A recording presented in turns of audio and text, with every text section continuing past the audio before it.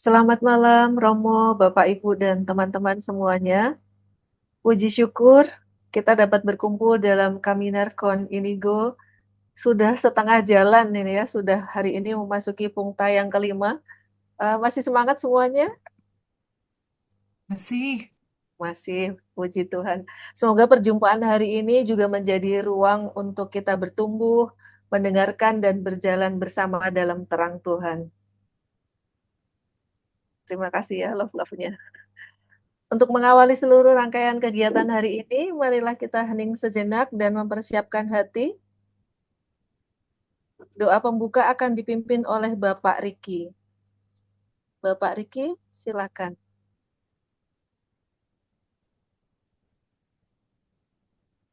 Baik. Ini doa spontan atau karena belum ada slide-nya ya? Bu Erlin, boleh Sebentar ya, dibantu? sebentar. Ya, sebentar.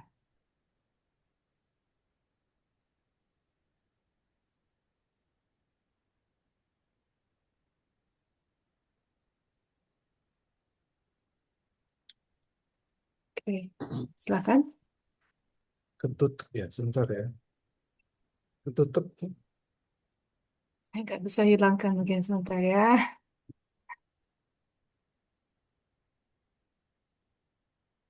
Kalau seperti ini bisa kelihatan kah? Bisa, bisa. Saya baca gini aja deh. Ya. Ya, oke. Selamat malam semuanya. Kita buat tanda kemenangan Kristus. Dalam nama Bapa, Putra, dan Roh Kudus. Amin. Ya Roh Kudus, Roh cinta kasih, tinggallah dalam budiku, agar pikiranku selalu jernih, tinggallah dalam bibirku, agar aku dapat mewartakan cinta kasih, tinggallah dalam hatiku, agar aku selalu terbuka bagi sesama. Bimbinglah aku agar agar selalu mengusahakan yang kudus. Ajarlah aku agar selalu mengejar yang baik. Ubarkanlah hatiku dengan roh cinta kasih-Mu, agar aku selalu hidup dalam kasih dengan sesama manusia. Amin. Dalam nama Bapa dan Putra dan Roh Kudus. Terima kasih Pak Riki. Ya, sama-sama. Setelah ini kita akan langsung memasuki breakout room, di mana kita akan melakukan percakapan rohani 3 putaran. Di putaran pertama, teman-teman bisa saling berbagi refleksi yang sudah dilakukan di 2 hari ini. Kemudian di putaran kedua, nanti silakan bergiliran untuk saling menanggapi. Dan di putaran ketiga, nanti menarik benang merah untuk bisa dibagikan di kelompok besar jika diminta. Ketika nanti di dalam kelompok kecil ada fasilitator, ataupun tidak ada fasilitator, tetap akan berjalan. Dan jika tidak ada fasilitator, mohon salah satu peserta berkenan untuk menjadi timekeeper, sehingga memastikan semua peserta bisa saling berbagi. Selanjutnya kita akan melihat dulu bahan refleksi di pungta yang keempat di hari Minggu yang dibawakan oleh Ibu Fania kemarin.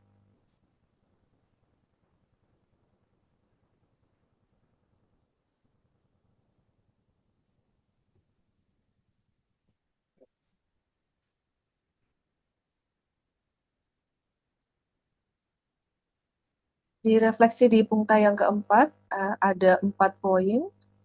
Yang pertama, bagaimana aku mengambil pilihan hidupku? Apakah aku yakin si dia ini adalah pilihan yang tepat? Selanjutnya, apakah aku benar-benar mengambil keputusan atas nama cinta yang merdeka? Bagaimana aku melibatkan Allah dalam pengambilan keputusanku? Dan bagaimana aku mengenali kehendak Allah dalam kehidupan cinta dan relasi-relasiku? Semoga sharing di breakout room semakin membuat hati kita terbuka untuk mendengar dan memahami satu sama lain. Sebelum kita masuk ke breakout room, boleh kita berdoa bersama-sama dulu, Litani mendengarkan.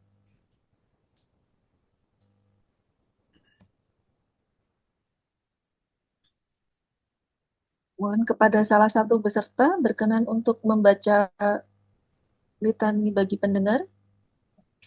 Boleh, Bu Agustia? Silakan, Bapak Andre Lomena. Iya. Litani bagi pendengar. Tuhan yang Maha Kasih, teman dalam perjalanan, suara di tengah malam. Di sini kami berkumpul untuk mendengarkan. Bukalah telinga serta seluruh diri kami, agar kami dapat hadir mendengarkan saudara kami dan menikmati anugerah percakapan rohani. Berilah kami kemurahan hati untuk mendengarkan dengan penuh keterbukaan. Dengarkanlah kami. Kebijaksanaan untuk memahami apa yang kami dengar. Dengarkanlah kami. Kekuatan untuk siap diubah oleh apa yang dibagikan. Dengarkanlah kami. Pendengaran yang tidak menghakimi. Dengarkanlah kami. Dan keingintahuan seorang anak. Dengarkanlah kami. Tambahkanlah dalam diri kami kedamaian untuk mengampuni dan diampuni. Dengarkanlah kami.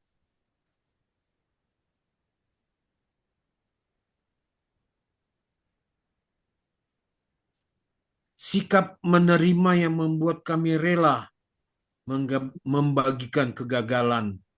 Dengarkanlah kami. Kebijaksanaan sehingga kami tahu kapan harus diam. Dengarkanlah kami. Penyerahan yang menyimpan keheningan setelah perkataan sebagai harta. Dengarkanlah kami. Tumbuhkanlah dalam diri kami kebebasan untuk membiarkan misteri tetap sebagai misteri. Dengarkanlah kami. Kegembiraan untuk merayakan penemuan baru. Dengarkanlah kami. Kesiapan untuk tertawa ketika kesempatan untuk itu tiba. Dengarkanlah kami. Rahmat untuk mendengarkan dengan cinta yang rendah hati. Dengarkanlah kami.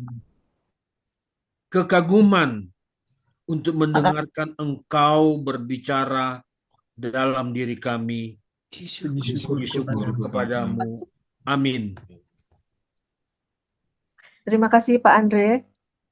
Terima Teman-teman kasih. memiliki waktu 30 menit untuk di breakout room untuk saling sharing, dan semoga ruangan kecil malam hari ini kita menjadi tempat yang aman untuk berbagi, bertumbuh, dan saling menguatkan. Silakan.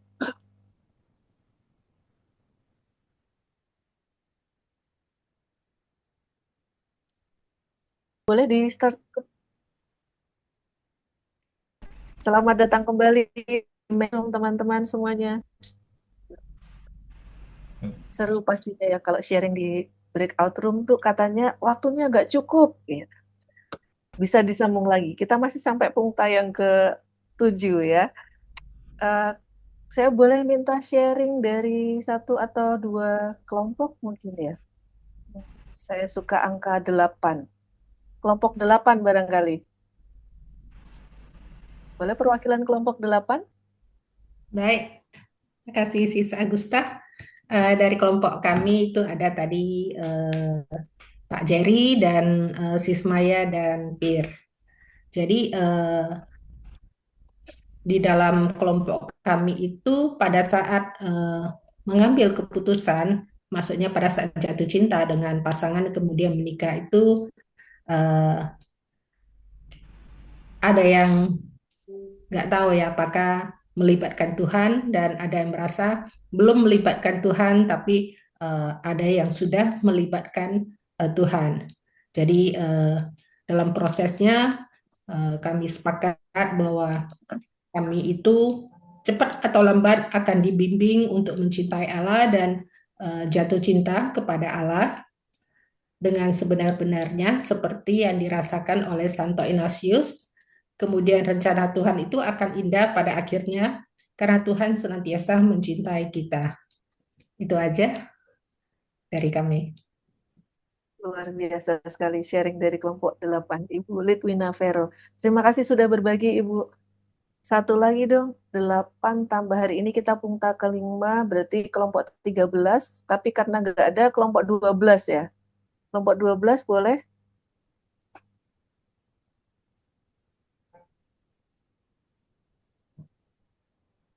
Kelompok 12. Ya, baik Bu, selamat malam. Kebetulan tadi saya di kelompok 12 ya. Ada berempat tadi sama Pak Septi, Mbak Bergita, sama satu lagi lupa saya. Cepat lupa sih. Jadi mungkin yang hasil benang merah yang dari kita bicarakan tadi di kelompok kita sih sebenarnya bahwa sebagai pribadi ya yang diciptakan Tuhan, sebenarnya apapun pilihan itu, baik soal kehidupan, jodoh, cita, pekerjaan, atau apapun itu, kita sepakat bahwa sudah ditempatkan Tuhan sesuai dengan kehendaknya. Kita memang memiliki kehendak bebas, dan kita juga diberikan waktu untuk memberikan apa yang kita inginkan ke Tuhan, tapi ketika kita sudah memilih, maka rasa mungkin termasuk juga untuk menjaga dan mempertanggungjawabkan pilihan itu adalah bagian dari pengabdian yang melekat. Seperti itu mungkin Bu. Terima kasih. Terima kasih Bapak sudah berbagi. Pak Mangin Tua ya Bapak ya, dari kelompok 12. Terima kasih sudah berbagi. Semoga setiap cerita yang tadi sudah kita dengar semakin memperkaya iman, semakin memperkaya pengalaman, dan semakin meneguhkan juga kita dalam kehidupan kita sehari-hari. Nah, selanjutnya teman-teman kita akan mendengarkan punta yang akan dibawakan oleh Romo Alis. Sebelum itu izinkan saya membacakan biografi singkat beliau. Romo Yohanes Alis Windu Prasetya lahir di Semarang 24 November 1976. Beliau menempuh pendidikan di Seminari Menengah Santo Petrus Canisius Mertoyudan, kemudian melanjutkan pembinaan Serikat Yesus di Novisiat Girisonta, studi filsafat di STF Driarkara Jakarta, dan studi teologi di Fakultas Teologi Weda Bakti Yogyakarta. Dalam perjalanan pelayanannya, Romo Alis pernah berkarya sebagai moderator dan wakil kepala kesiswaan SMA Kolose Gonzaga Jakarta, direktur Seminari Mertoyudan, serta pembimbing rohani para frater SJ di Kolose Hermanum Jakarta. Saat ini beliau melayani sebagai subminister dan sosius magister di Novisiat Girisonta. Apa kabar Romo Alis? Sehat Sehat, berjumpa kembali. ya, Girisonta ya hujan terima tidak kasih nih ya. Romo? Panas ini beberapa hari ini tidak hujan. Panas ya. Semoga hati kita tidak panas ya Romo. Karena hari ini kita semakin berjatuh cinta. Oke. Ya, Iya. Mari kita persiapkan hati untuk mendengarkan dari Romo Alis. Monggo Romo Alis. saya share screen atau yang mengoperasikan dari mana ya? Terserah Romo, Ini mau inginnya yang Oke, mana? Saya ya, ya, bisa ya. juga. Saya coba dari saya ya. Oke, baik.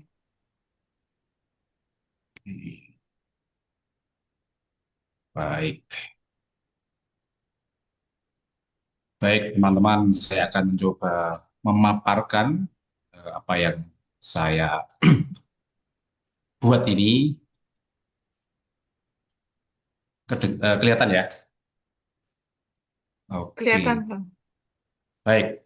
Eh, saya mendapatkan jatah hari ini dan temanya adalah cinta adalah anugerah.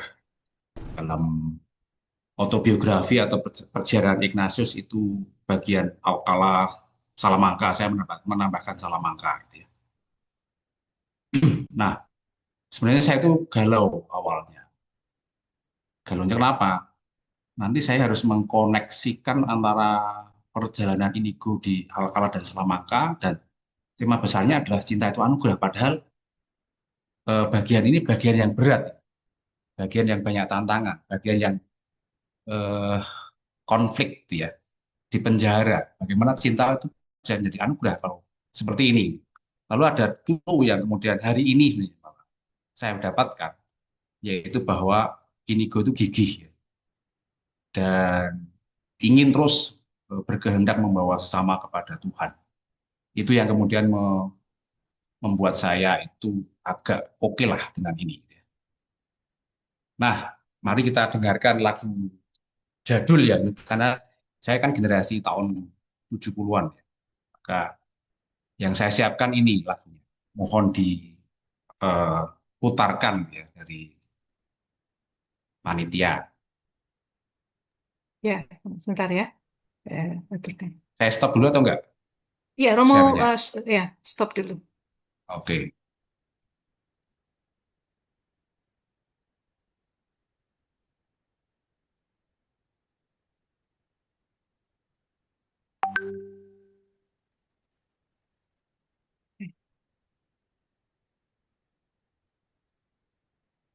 Oh, sebentar. Maaf, maaf.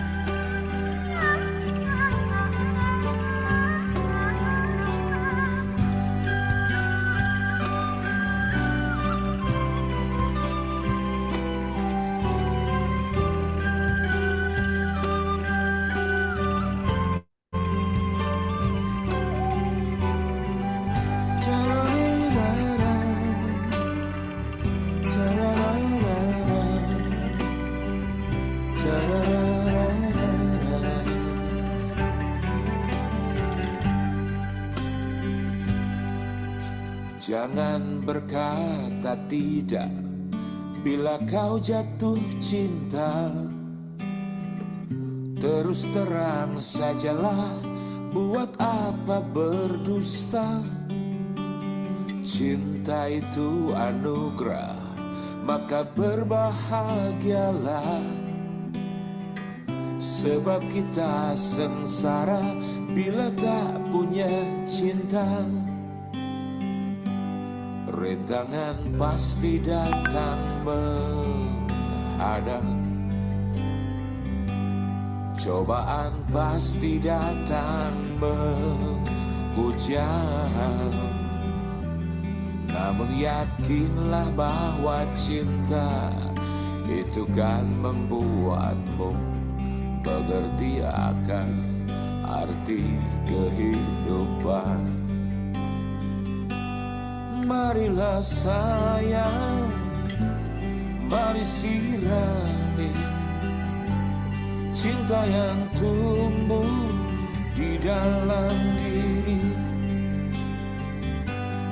Marilah sayang, mari sirami agar merekah sepanjang hari.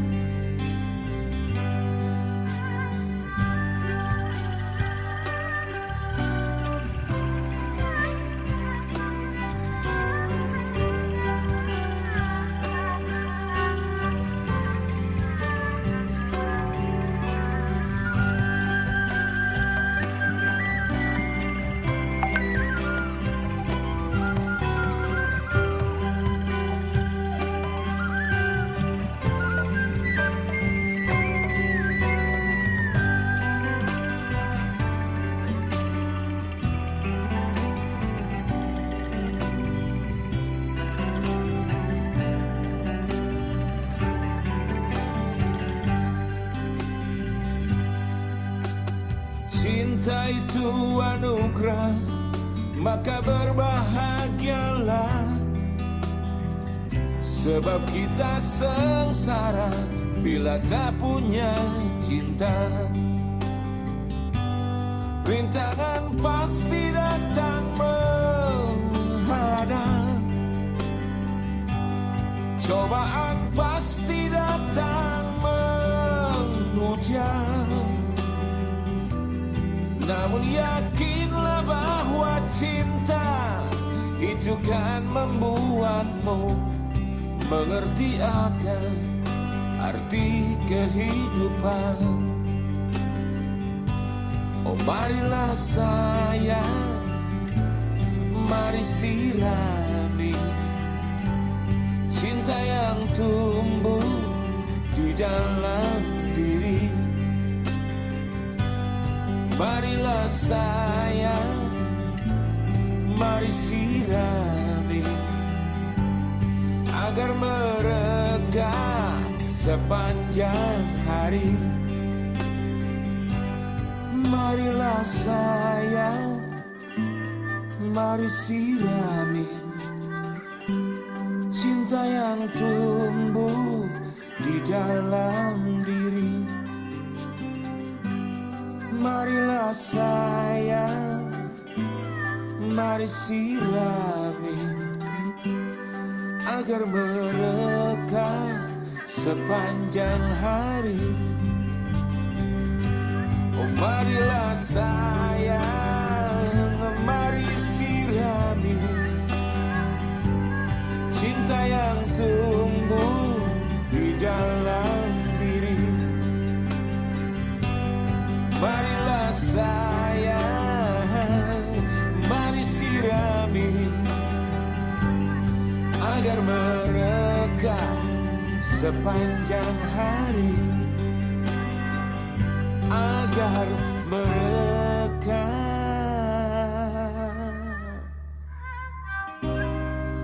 sepanjang hari.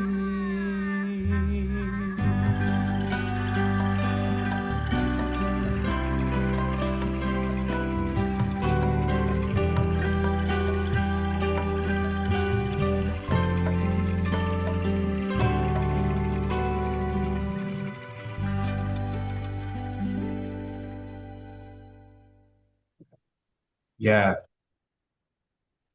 demikian tadi lagunya yang eh,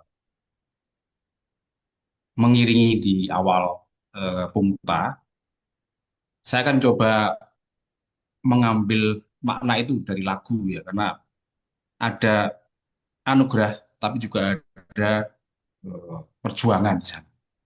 Maka kalau kita melihat pengalaman Ignatius, pejaran dia yang sebelumnya dari Barcelona, lalu kemudian ke Alcalá, lalu nanti ke Salamanca, itu poin-poin yang penting adalah pergulatan studi, kemudian aktivitas kerasulan, masalah dengan inkuisisi atau pengadilan gereja pada waktu itu, dan pemenjaraannya, lalu pindah ke Salamanca.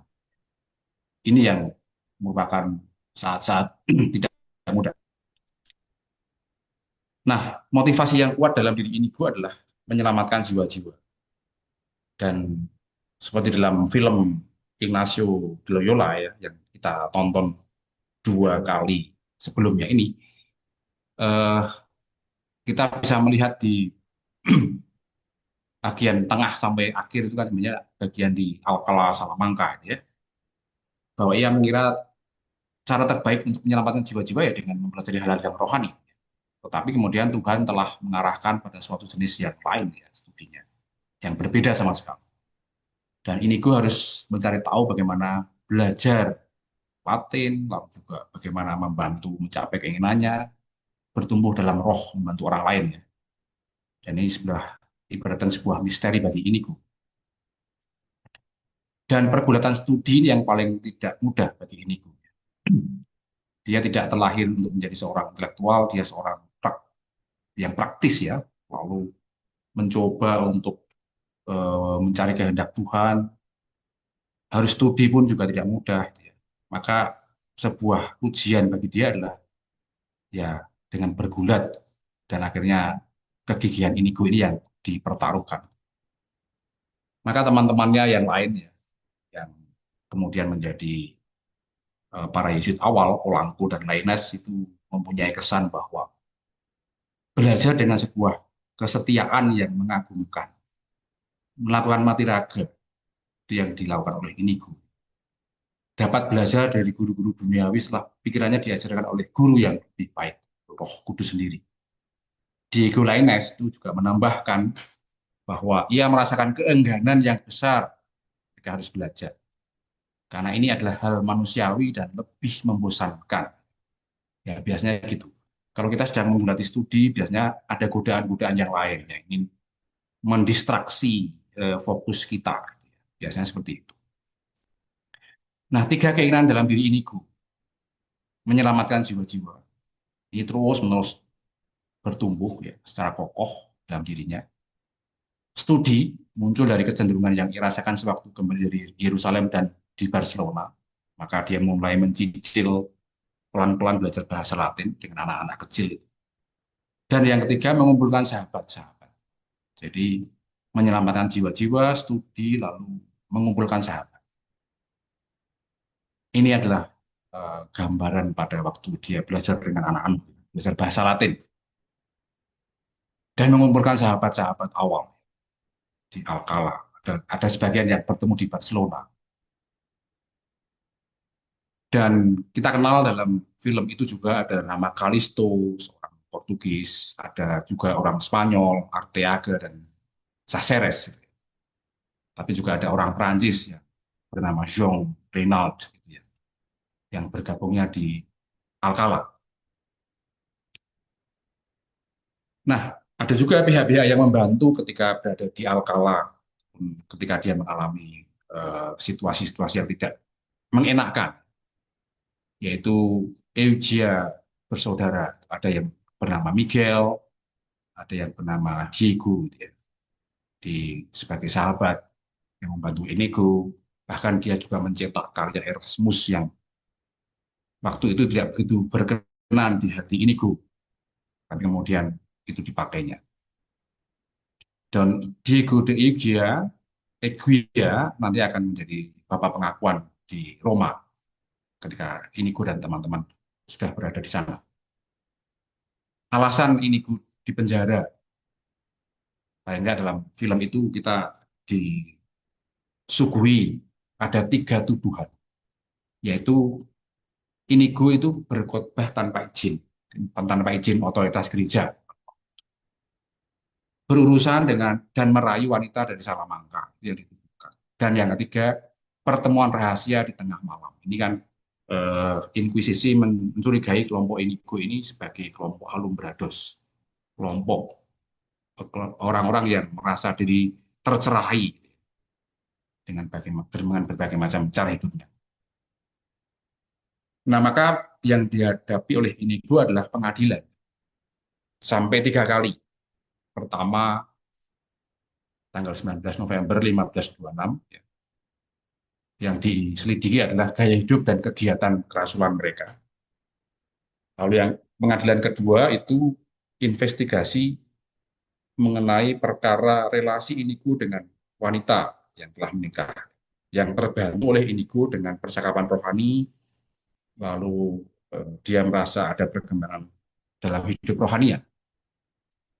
Lalu yang ketiga, itu yang diselidiki adalah ini, kejadian wanita yang pingsan. Jadi kelompok yang diajak untuk percakapan rohani atau bimbingan rohani itu ada juga yang depresi karena harus mengambil keputusan berat, lalu Inigo membantu berdiskresi karena keputusannya berat, ia menjadi pingsan. Itu yang dituduhkan kepada Inigo. Nah, ini yang sempat ada dalam film itu, ya, bertemu dengan wanita-wanita di Alcalá itu. Maka dari sinilah Inigo itu berdiskresi tentang relasi. Di Manresa dan Barcelona, Inigo lebih banyak berrelasi dengan wanita-wanita yang kelas atas, gitu ya, orang-orang kaya. Dan ketika di Alcalá, Inigo berrelasi dengan sebaliknya, wanita yang lebih sederhana, seperti janda, miskin, istri-istri buruh, pramuwisma, wanita-wanita yang tidak memiliki pekerjaan tetap, dan sebagainya. Lalu setelah merenungkan kegiatannya ini, kerasulannya, Inigo menjadi lebih selektif dan hati-hati dalam karya kerasulannya. Dia cenderung lebih memilih membantu laki-laki dalam pelayanannya. Maka deep desire inigo, ia belajar dari atmosfer di Alkala. Pentingnya studi dan juga pentingnya perkembangan yang teratur dalam proses. Juga dia pertama kali yang menyebut memberikan latihan rohani itu di Alkala itu. Dan di masa depan ini akan menjadi cara, ini yang menjadi perwujudan dari keinginan untuk menyelamatkan jiwa-jiwa. Ini di hadapan Inkuisisi, Inigo tidak sepenuhnya tunduk, dia mengajukan gugatan, dia merasa ini memboroskan waktu, lalu juga ada seorang imam yang menolak memberikan komuni pada salah seorang anggotanya yang dipenjara itu yang dialami. Nah, maka setelah itu dia pun pergi ke Salamanca.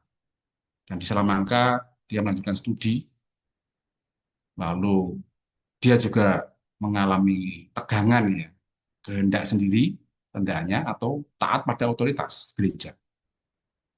Nah, maka konfrontasi dengan otoritas gereja memaksanya untuk berpikir ulang tentang hidupnya. Dan dia juga menyadari bahwa menyelamatkan jiwa-jiwa tidak hanya membatasi studinya, tetapi juga membawanya pada konflik dengan otoritas gereja. Dan di Salamanca, ia ingin mendapatkan pengakuan gereja atas ortodoksi dan latihan rohaninya. Maka dia pun, seperti dalam film itu, otoritas gereja mengharuskan Inigo menyelesaikan studi di Paris. Nah, belajar dari Inigo ini, saya kira hal yang baik adalah kita belajar kesetiaan mencinta. Dari Alcala dan Salamanca kita belajar dari Inigo yang berjuang setia dalam mencinta. Dan cinta itu anugerah, namun di sisi lain adalah tanggung jawab. Dan ini sangat kuat itu saya rasakan ketika retret saat saya tersiat. Saya itu berdoa dan yang muncul dalam hati saya dan pendengaran batin saya adalah suara bapak saya. Cinta itu ya tanggung jawab. Ya. Tidak ada hal yang lain yang lebih besar. Ya. Anak, istri, suami, komunitas adalah anugerah. Namun di sisi lain juga mereka memanggil kita untuk terlibat, bergulat, dan menemukan sisi-sisi rahmat dalam perjuangan itu. Nah, saya mencoba untuk melihat ya, kita semua yang berkeluarga, relasi suami istri tentunya juga tidak mudah. Ada struggle dalam hidup keluarga, hidup relasi suami istri. Tetapi kalau kita itu menghadapinya bersama-sama, tentunya ada jalan. Dan setiap relasi itu tentu ada problematika. Tetapi yang penting adalah kita masih ingin bersama-sama menghadapi itu. Walaupun kadang bermasalah, kadang ada pergulatan, tetapi kalau kita masih ingin berusaha menghadapi bersama, maka selalu ada jalan. Ya, seringkali yang terjadi adalah ketidakadaan keinginan untuk bersama, komunikasi, kurang membangun relasi kembali. Nah, itu yang kemudian saya kira baik kita refleksikan di dalam perjalanan Kaminar ini ya, supaya kita lebih dapat lagi feel jatuh cintaku itu seperti apa.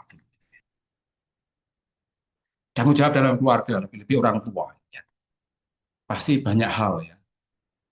Seorang ibu yang harus bekerja demi anaknya tentu ada kesulitan, ada krisis, ada ketakutan-ketakutan, ada mungkin rasa tidak nyaman, ada penghakiman-penghakiman, tetapi kita harus tetap memberikan cinta pada anak kita, pada keluarga kita. Seolah-olah beban yang ada di pundak kita abaikan. Tapi itulah yang menjadi panggilan kita. Maka yang gambar sebelah kanan itu saya kira baik juga ya kita renungkan. Apapun hidup kita seringkali memikirkan kaya atau miskin ya. Kalau kita berenung kemarin ketika diberi pungta oleh Fania, tidak memilih kemiskinan lebih daripada kekayaan dan sebagainya. Tapi yang penting adalah bagaimana kita masih mempunyai keluarga. yang dalam keluarga itu kita mempunyai sesuatu yang lebih penting. Dan sebagai orang tua, biasanya kita juga perlu untuk eh, apa namanya, menyentuh, memeluk ya anak-anak kita. Karena dengan pelukan itu kan bahasa yang lebih kaya daripada sekedar suara atau mungkin nasihat. Karena itulah yang seringkali mungkin tidak terjadi, sehingga intimitas dengan anak atau relasi itu dengan anak itu kurang.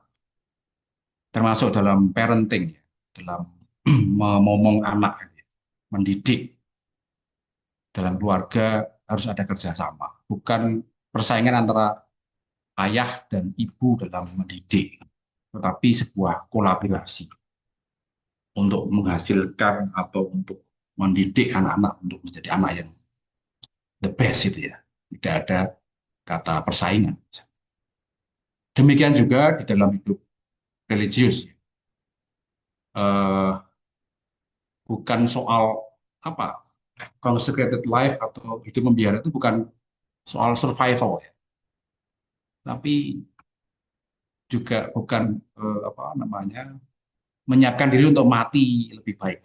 Tapi kita itu harus merasakan bahwa ini adalah panggilan, ini adalah kehidupan baru yang harus kuperjuangkan. Jadi ya kalau di biara, di dalam komunitas-komunitas religius ya juga tidak kemudian steril dari persoalan. Kita mempunyai persoalan masing-masing. Dan hidup berkomunitas juga sebuah panggilan yang tidak mudah.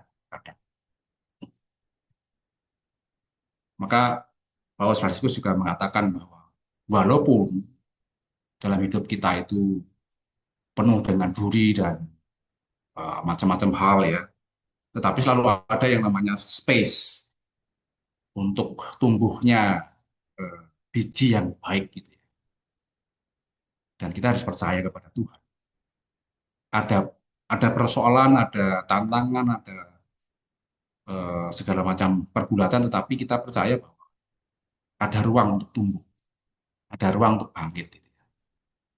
Nah, maka perseveransia sebagai jawaban atas kegalauan saya tadi, atau perseverance itu ya, endurance, ya.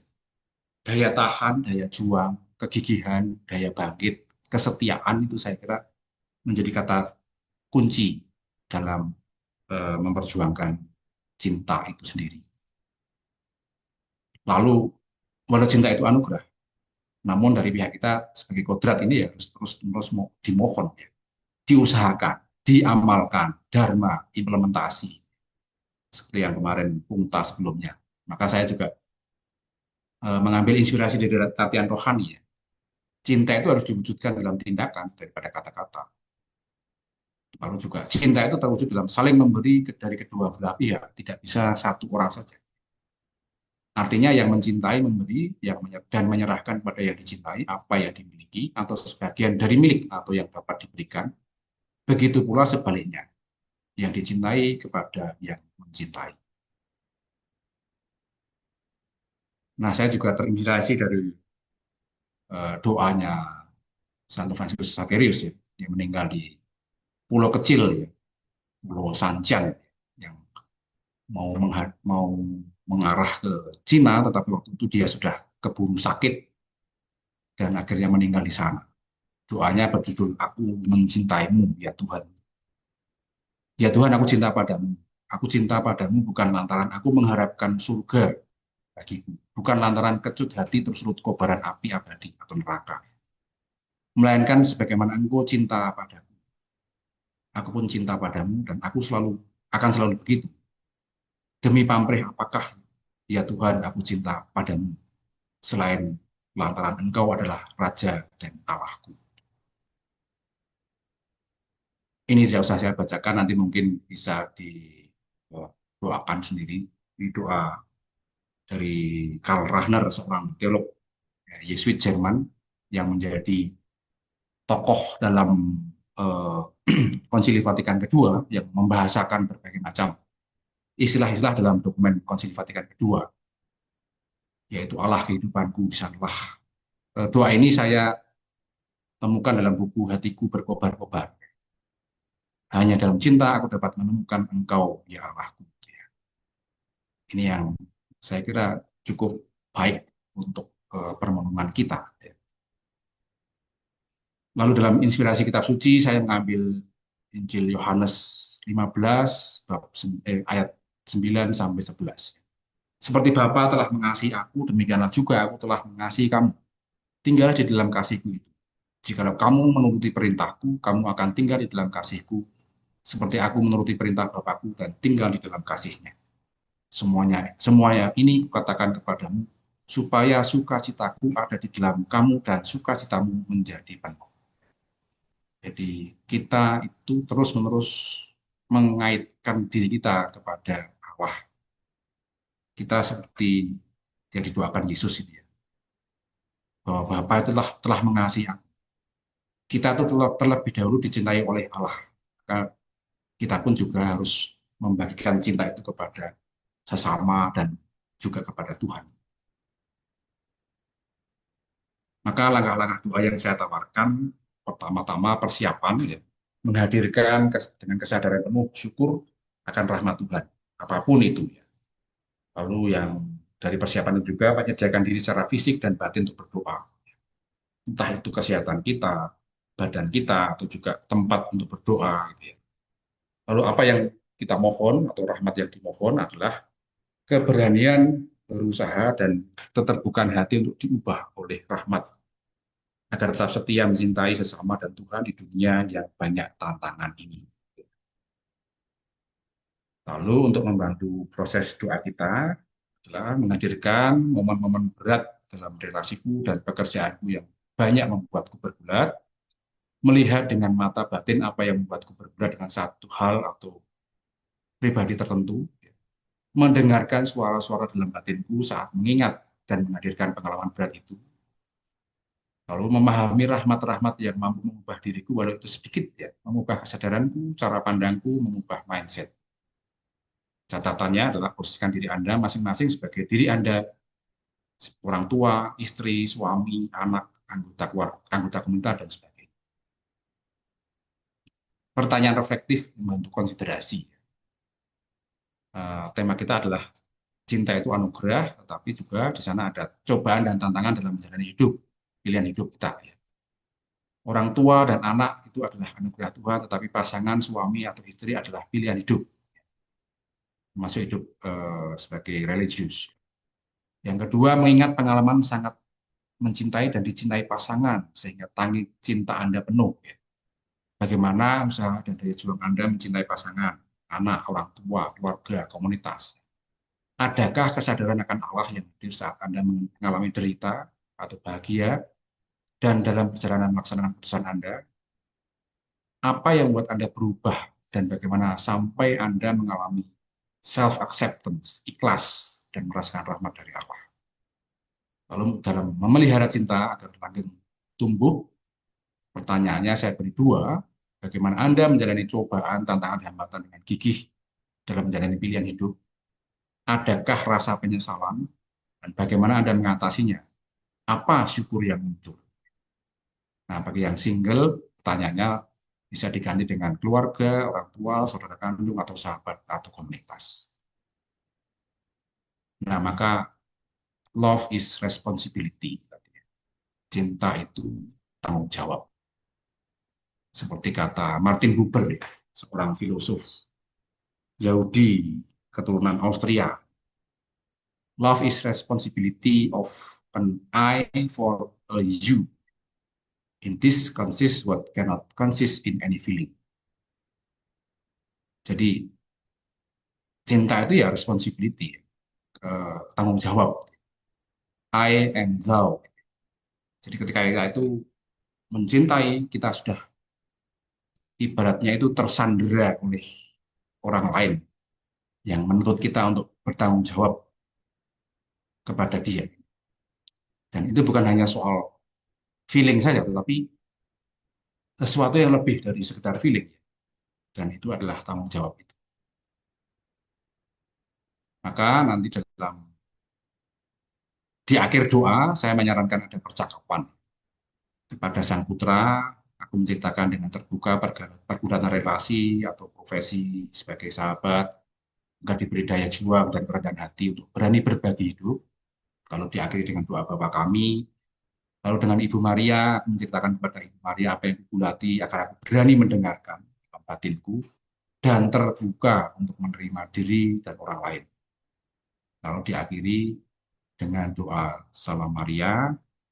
Lalu dengan Bapa, aku membuka diri di hadapannya untuk dipeluk seperti anak yang hilang, agar berani memperbaiki diri.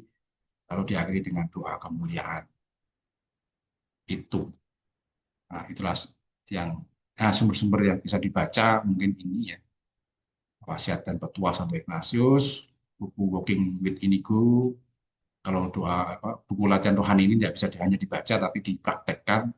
Kalau hatiku berkobar-kobar ini adalah kumpulan doa pengiring latihan rohani. Terima kasih.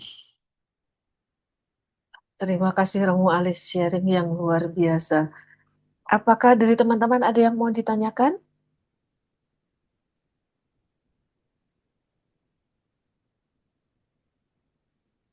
Tidak ada?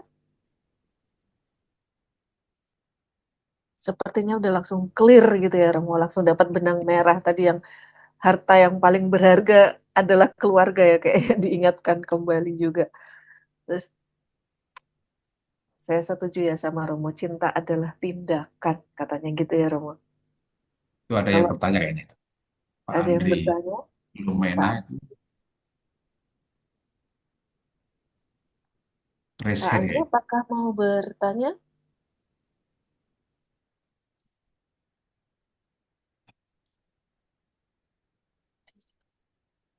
Sepertinya udah langsung clear Romo. Sudah semakin berkobar-kobar juga kayaknya ini setelah mendengarkan Alhamdulillah. pelajaran. Boleh Romo, Alhamdulillah. selamat malam Romo. Oh ya Pak Andri. Iya, Romo, kalau ngomong tentang cinta memang luar biasa Romo ya. Di situ Romo mengatakan cinta adalah anugerah. Anugerah apa? Itu saya kira ada anugerah to care, to fair, and to share ya. Terus saya mau bertanya Romo tentang pengalaman Inigo ya. Waktu di Pamplona, kakinya kan hancur ya Romo ya, kaki Ya. lututnya ya. Bagaimana pergulatan, bagaimana dia bisa mampu merasakan bahwa cinta itu adalah anugerah, seperti kata lagu tadi Dul Sumbang itu, kalau cinta anugerah itu manusia, maka kita berbahagia. Bagaimana ya Romo menghadapi peristiwa-peristiwa seperti itu? Dan saya bersyukur dalam penjelasan Romo itu saya respect terhadap kehebatan dari latihan rohani, kemudian ada kata-kata endurance, kegigihan. Cuman boleh nggak Romo tolong dielaborasi bagaimana sih itu perjuangannya Inigo ketika kakinya hancur dan lain sebagainya. Saya kira kalau saya itu udah depresi berat itu Romo kalau begitu Romo. Ya. Mohon Terima kasih penjelasan. Pak Terima Andri. kasih. Ya. Baik, ya tentu Inigo itu bergulat ya. Pergulatannya tidak hanya setahun 2 tahun, tapi bertahun-tahun itu. Sampai dia menerima dirinya yang cacat itu ya. Kakinya itu pincang akhirnya. Dan dia tidak bisa menjadi tentara lagi, nggak bisa jadi kesatria lagi, nggak bisa lagi mendambakan Putri Catalina itu ya. Dan semua itu dihempaskan oleh Allah dengan pengalaman kena mortir itu. Tapi yang penting adalah bagaimana Inigo itu bangkit ya dari keterpurukan, kemudian bahkan harus dioperasi 2 kali. Jangan membayangkan operasinya seperti sekarang ya. Operasinya masih manual, tidak ada obat bius ya. Karena masih punya pride dalam diri Inigo ya. Tapi akhirnya Inigo harus menyerah dan menyerahkan diri pada Tuhan. Lalu dia dibentuk, dididik, lalu dengan pergulatannya dia hampir bunuh diri juga di mana itu Manresa ya, di terobong asap biara Benediktin itu kan hampir bunuh diri juga Inigo. Lalu dia akhirnya menemukan seorang bapak pengakuan, dan harus mengatakan cukup, tidak usah tergoda untuk membersihkan diri dari dosa-dosa masa lalu. Nggak bisa. Dosa ya tetap dosa. Tetapi yang penting adalah penerimaan diriku. Ini yang menyembuhkan ini. Lalu dia kemudian menerima diri yang cacat. Dan akhirnya ya menjadi Ignatius dengan teman-temannya, sahabat-sahabat pertama, berziarah sampai ke Roma. Walaupun awalnya pengen ke Yerusalem, tapi kan kemudian nggak bisa, kemudian berbelok ke Roma sebagai Yerusalem abadi kemudian. Itu Pak Andre ya. Jadi tidak mudah memang pergulatannya. Baik, terima kasih Romo Alis. Ya, Tidak mudah melihat berkah ketika berhadapan dengan situasi bergulat yang ya. galau ya, dan dalam pergulatannya. Betul. Ya. Ya. Romo, ini ada yang request loh Romo. Romo, bolehkah buat sesi khusus tentang love and responsibility dari Wah, Yohanes dengan Paulus Mbak kedua ini? Fania juga ini kan. Kemarin yang Oh, menawarkan bukunya kayaknya Fania ya. wah, Bisa berarti bisa berkolaborasi tuh kalau boleh. berkolaborasi ya. Silakan untuk panitia loh, sudah ready sepertinya panitia di belakang layar ya. Terima kasih ya Mbak Monica atas Ya. sarannya. Barangkali sudah, nanti kalau misalnya masih ada pertanyaan bisa disambung nanti di sesi yang selanjutnya. Ya, Ya. menggarisbawahi tadi yang Romo Alis bilang, love is action ya Romo katanya. Cinta itu butuh dalam bentuk nyata tindakan gitu. Jadi kita juga akan ada tindakan kecil nyata yang akan dipandu oleh Pak Robin untuk menyampaikan lokakaryan. Silahkan Pak Robin. Oke, terima kasih Bu Agusta. Terima kasih Romo Alis sudah membagikan paparannya.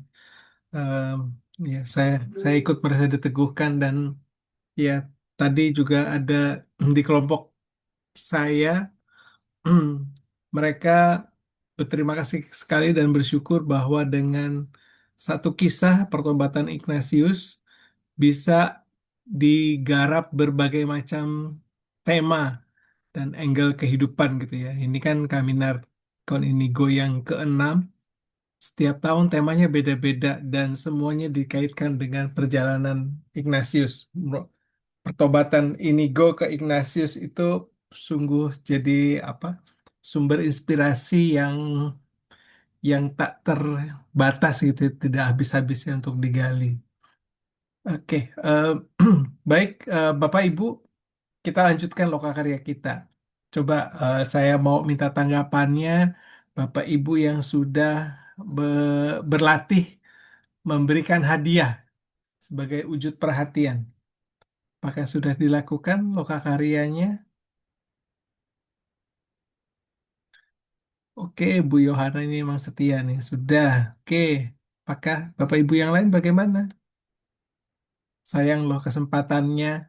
Kalau tidak dilakukan, eh, nanti cuma jadi tumpukan dokumen. Oh, saya pernah tuh gitu. Nanti ngingat-ngingat lagi butuh waktu. Mumpung, wah ini Mbak Peti sudah. Oke, terima kasih Mbak Peti. Pak Riki, Bu Maya, waduh senang sekali itu.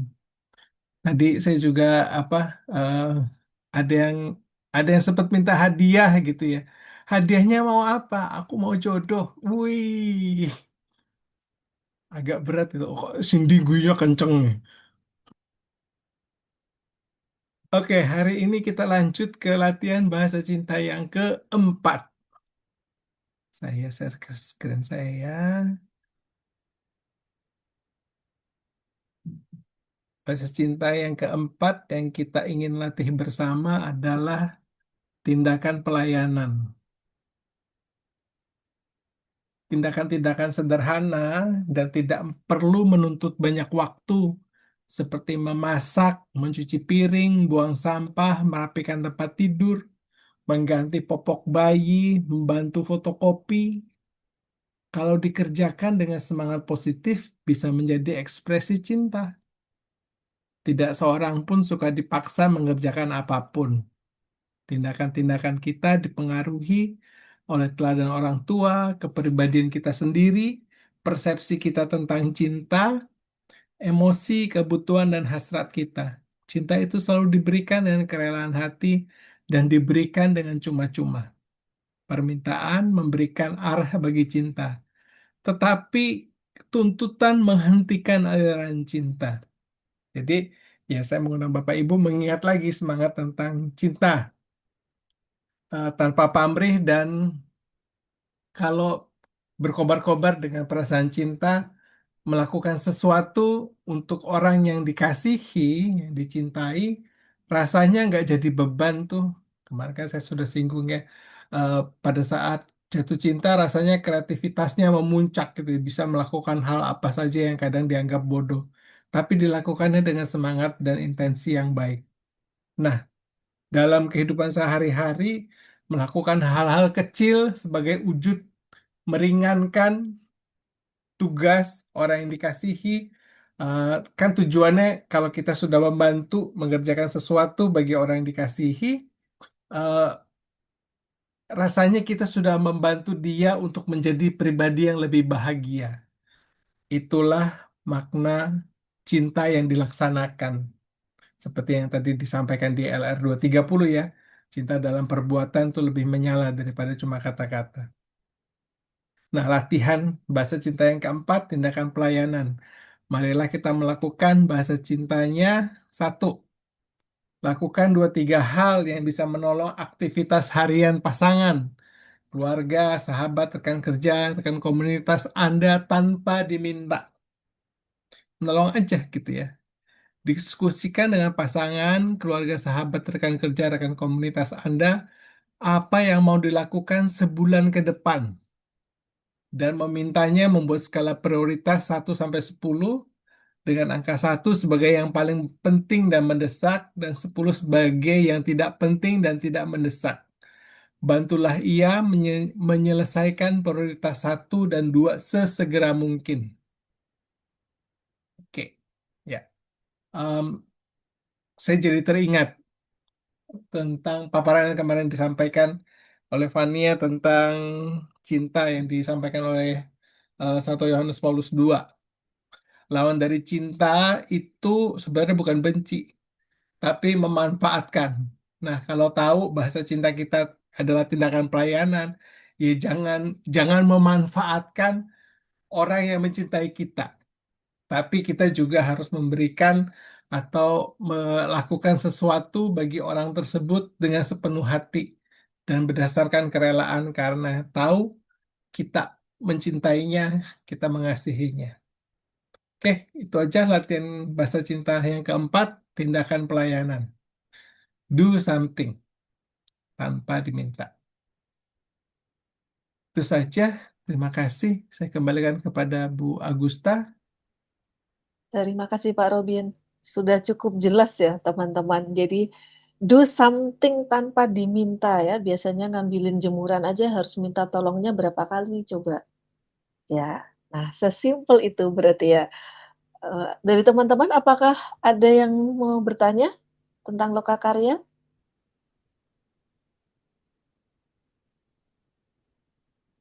Clear ya, clear banget ini sepertinya Pak Robin. Tinggal dilaksanakan ya. Semoga sesi ini dapat membantu kita juga membawa refleksi ini menjadi langkah nyata ya Pak Robin dalam kehidupan kita sehari-hari. Terima kasih teman-teman untuk sesi yang sangat bermakna ya di malam hari ini. Dan sebelum kita menutup kegiatan hari ini, ada beberapa pengumuman. Yang pertama, Pungta selanjutnya akan dilaksanakan di tanggal 14 Mei di hari Kamis di jam 19 sampai 20.30. Kemudian silakan berbagi buah-buah refleksi di WA Group. Kemudian yang ketiga, telah dibuka pendaftaran Retreat The Way of the Heart tanggal 13 sampai 16 Juni di Omah Petruk, Pakem, Yogyakarta. Tempatnya adem ini pasti ya, namanya di Pakem. Tempat-tempat latihan rohani akan diadakan di alam di area Omah Petruk dan di Gua Maria sekitarnya. Retret akan didampingi oleh Romo Antonius Sumarwan. Bagi teman-teman yang berminat, bisa langsung menghubungi panitia yang ada di WA Group. Baik Bapak Ibu, Romo, Suster, sebelum kita menutup acara hari ini, kita foto bersama dulu sebagai kenang-kenangan. Mohon bantuan untuk menyalakan kamera dan siap-siap senyum terbaiknya. Bu Erlin, sudah siap Bu Erlin? Udah. Di layar saya ada dua layar. Nah, kita mulai dengan yang pertama. Satu, dua, Pak Robin. Oke, 1, 2, 3. Oke, yang berikutnya. Masih ada beberapa yang belum membuka layarnya. Mari kita mulai. 1, 2, 3. Oke, udah. Terima kasih Bu Erlin. Akhirnya tibalah kita di penghujung acara rangkaian Kaminarkon Inigo. Terima kasih atas kehadiran, keterbukaan, dan kebersamaan rekan-rekan sekalian di dalam perjalanan kita di hari ini. Marilah kita menutup acara hari ini dengan doa, dan nanti kita akan meminta berkat dari Romo Alis. Saya boleh minta bantuan dari Ibu Valentina Febriana untuk memimpin doa, Ibu? Doanya ada di layar. Oke. Ada 2 halaman untuk doanya. Jadi nanti mohon jangan amin dulu setelah layar pertama ini. Romo Teman-teman, Alis mari. masih standby kan ya? Ya, Romo Alis masih ada kan ya? Masih. Oh ya, siap. Oke. Teman-teman, marilah kita menyiapkan hati untuk mendoakan doa penutup pada malam hari ini. Dalam nama Bapa dan Putra dan Roh Kudus. Amin. Tuhan, Bapa yang Maha Cinta dan Maha Setia, cinta kami berawal dengan jatuh cinta yang indah. Namun betapa mudah kemudian kami melunturkannya. Kami mengaku cinta kami sangatlah rapuh, karena kami tak mau memeliharanya dengan kesetiaan dan kesabaran kami. Berilah kami kekuatan dan keberanian ya Tuhan, agar kami tetap mau setia dan sabar ketika kami diuji oleh kecurigaan, kebosanan, godaan, dan hilangnya kepercayaan. Curahkanlah rahmat kesetiaan-Mu kepada kami, agar kami bisa menerima ujian dan cobaan demikian sebagai saat terindah untuk mengasah cinta kami. Ya Bapa, dalam diri Yesus Putramu, telah Kau perlihatkan cinta-Mu yang sejati. Biarlah Dia selalu menemani kami untuk mengarungi lautan cinta dengan perahu kesetiaan kami. Bersama Dia, kami percaya, tak akan perahu kami tenggelam, karena diterpa badai-badai ujian dan cobaan, bila kami berteguh untuk setia senantiasa. Tuhan, kurniakanlah rahmat-Mu, agar hidup kami bisa menjadi saksi bagi cinta-Mu yang setia, dulu, sekarang, dan selama-lamanya, dengan perantaran Kristus Tuhan kami. Amin. Tuhan bersamamu. Dan bersama roh-Mu. Semoga kita sekalian, orang-orang yang kita doakan, keluarga kita, anak-anak kita, sahabat kita, serta tugas-tugas kita dalam hidup sehari-hari, serta persiaran kita, selalu dilindungi, dibimbing, dan diberkati oleh Allah yang Maha Kuasa, Bapa, Putra, dan Roh Kudus. Amin. Terima kasih Terima Romo. kasih semuanya. Terima kasih semuanya.